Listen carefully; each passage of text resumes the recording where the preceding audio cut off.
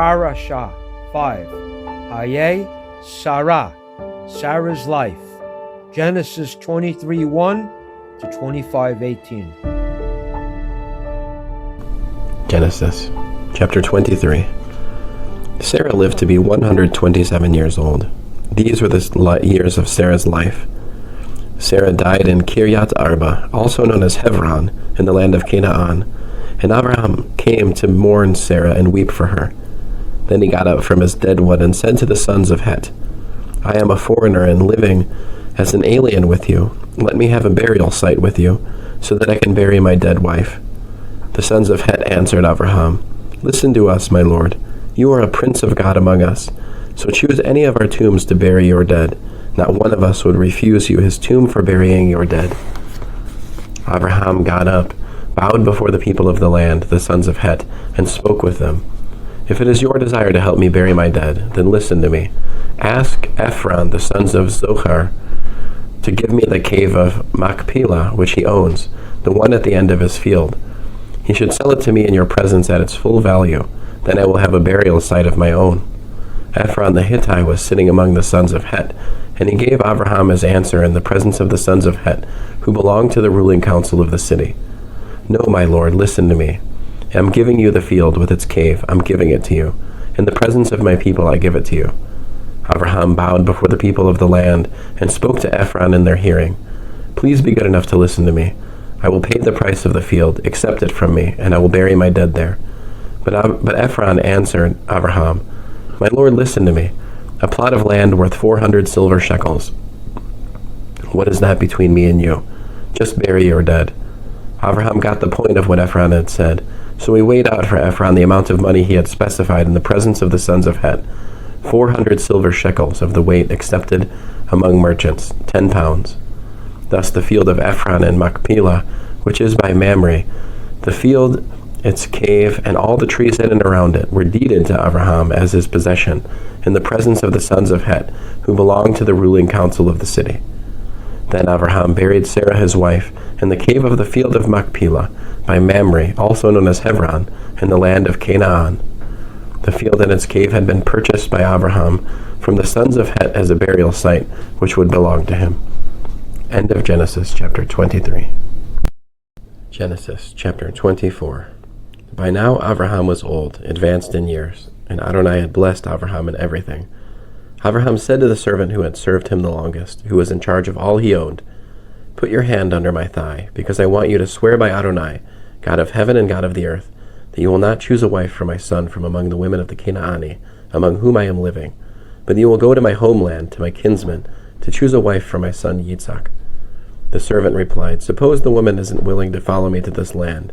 Must I then bring your son back to the land from which you came?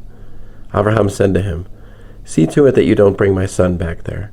Adonai, the God of heaven, who took me away from my father's house and away from the land I was born in, who spoke to me and swore to me, I will give this land to your descendants. He will send his angel ahead of you, and you are to bring a wife for my son from there. But if the woman is unwilling to follow you, then you are released from your obligation under my oath. Just don't bring my son back there. The servant put his hand under the thigh of Abraham, his master, and swore to him concerning the matter. Then the servant took 10 of his master's camels, and all kinds of gifts from his master, got up and went to Aram Naharayim, to Nahor's city. Toward evening, when the women go out to draw water, he had the camels kneel down outside the city by the well. He said, Adonai, God of my master Abraham, please let me succeed today. Show your grace to my master Abraham. Here I am, standing by the spring, as the daughters of the townfolk come out to draw water. I will say to one of the girls, Please lower your jug so that I can drink. If she answers, Yes, drink, and I will water your camels as well, then let her be the one you intend for your servant Yitzhak.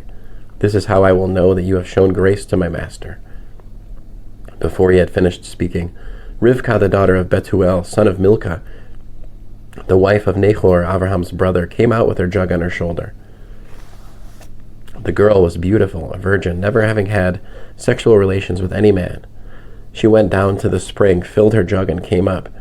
The servant ran to meet her and said, Please give me a sip of water from your jug to drink. Drink, my lord, she replied, and immediately lowered her jug onto her arm and let him drink. When she was through letting him drink, she said, "I will also draw water for your camels until they have drunk their fill." She quickly emptied her jug into the trough, then ran again to the well to draw water, and kept on drawing water for all his camels. The man gazed at her in silence, waiting to find out whether Adonai had made his trip successful or not.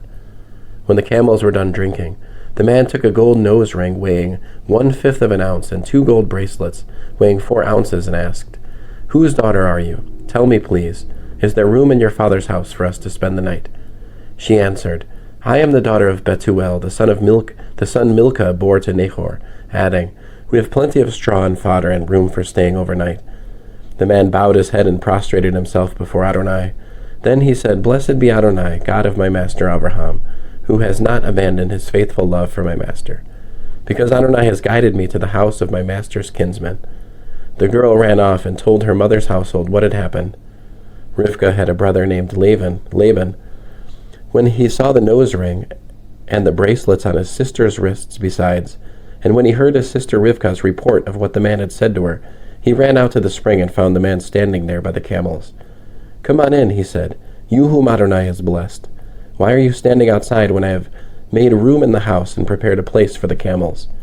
So the man went inside, and while the camels were being unloaded and provided straw and fodder, water was brought for him to wash his feet and the feet of the men with him. But when a meal was set before him, he said, "I won't eat until I say what I have to say." Laban said, "Speak." He said, "I am Abraham's servant. Adonai has greatly blessed my master, so that he has grown wealthy. He has given him flocks and herds, silver and gold, male and female slaves, camels and donkeys. Sarah, my master's wife, bore my master a son when she was old, and he has given him everything he has. My master made me swear, saying, 'You are not to choose a wife for my son from among the women of the Canaanite, among whom I am living. Rather, you are to go to my father's house, to my kinsman, to choose a wife for my son.' I said to my master, 'Suppose the woman isn't willing to follow me?' Abraham answered, 'Adonai, in whose presence I live, will send his angel with you to make your trip successful, and you are to pick a wife for my son from my kinsman in my father's house. This will release you from your obligation under my oath. But if, when you come to my kinsman, they refuse to give her to you, this too will release you from my oath.' So today I came to the spring and said, 'Adonai, God of my master Abraham, if you are causing my trip to succeed in its purpose, then here I am, standing by the spring. I will say to one of the girls coming out to draw water, "Let me have a sip of water from your jug." If she answers, "Yes, drink, and I will water your camels as well," then let her be the woman you intend for my master's son." And even before I had finished speaking to my heart, there came Rivkah, going out with her jug on her shoulder. She went down to the spring and drew water. When I said to her, "Please let me have a drink," she immediately lowered the drink from her shoulder and said, "Drink, and I will water your camels as well." So I drank, and she had the camels drink too. I asked her, "Whose daughter are you?" And she answered, "The daughter of Betuel, son of Nahor, whom Milcah bore to him." Then I put the ring on her nose and the bracelets on her wrists, bowed my head and prostrated myself before Adonai, and blessed Adonai, God of my master Abraham, for having led me in the right way to obtain my master's brother's granddaughter for his son. So now if you people intend to show grace and truth to my master, tell me. But if not, tell me so that I can turn elsewhere." Laban and Betuel replied, "Since this comes from Adonai, we can't say anything to you, either good or bad. Rivkah is here in front of you. Take her and go.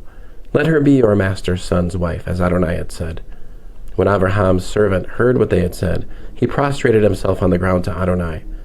Then the servant brought out silver and gold jewelry, together with clothing, and gave them to Rivkah. He also gave valuable gifts to her brother and mother. He and his men then ate and drank and stayed the night. In the morning they got up, and he said, "Send me off to my master." Her brother and mother said, "Let the girl stay with us a few days, at least 10. After that she will go." He answered them, "Don't delay me, since Adonai has made my trip successful, but let me go back to my master." They said, "We will call the girl and see what she says." They called Rivkah and asked her, "Will you go with this man?" And she replied, "I will." So they sent their sister Rivkah away with her nurse, Abraham's servant and his men. They blessed Rivkah with these words, "Our sister, may you be the mother of millions, and may your descendants possess the cities of those who hate them." Then Rivkah and her maids mounted the camels and followed the man. So the servant took Rivkah and went on his way. Meanwhile, Yitzhak, one evening after coming along the road from Beer Lachai Roi, he was living in the Negev, went out walking in the field. As he looked up, he saw camels approaching. Rivkah too looked up, and when she saw Yitzhak, she quickly dismounted the camel. She said to the servant, "Who is this man walking in the field to meet us?" When the servant replied, "It's my master," she took her veil and covered herself. The servant told Yitzhak everything he had done. Then Yitzhak brought her into his mother Sarah's tent, and took Rivkah, and she became his wife, and he loved her. Thus was Yitzhak comforted for the loss of his mother. End of Genesis. Chapter 24. Genesis. Bereshit, chapter 25. Abraham took another wife, whose name was Keturah. She bore him Zimran, Yakshan, Medan, Midyan, Yishbak, and Shuach.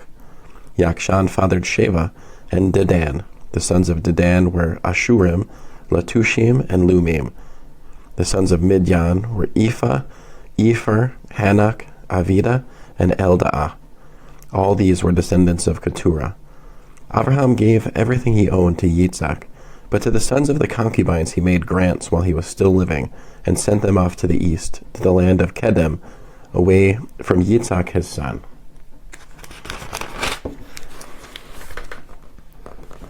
This is how long Abraham lived, 175 years. Then Abraham breathed his last, dying at a ripe old age, an old man full of years, and he was gathered to his people. Yitzhak and Yishmael his sons were buried him in the Cave of Machpelah, in the field of Ephron the son of Zohar the Hittite, by Mamre, the field which Abraham purchased from the sons of Het. Abraham was buried there with Sarah his wife. After Abraham died, God blessed Yitzhak his son, and Yitzhak lived near Beer Lachai Roi. Here is the genealogy of Yishmael, Abraham's son, whom Hagar the Egyptian woman bore to Abraham. These are the names of the sons of Yishmael, listed in the order of their birth. The firstborn of Yishmael was Nevayot, followed by Kedar, Adbiel, Mibsam, Mishma, Duma, Masa, Hadad, Tema, Yatur, Naphish, Kedma. These are the sons of Yishmael, and these are their names according to their settlements and camps, 12 tribal rulers. This is how long Yishmael lived, 137 years. Then he breathed his last, died, and was gathered to his people. Yishmael's sons lived between Havilah and Shur, near Egypt as you go toward Shur, Asher. He settled near all his kinsmen.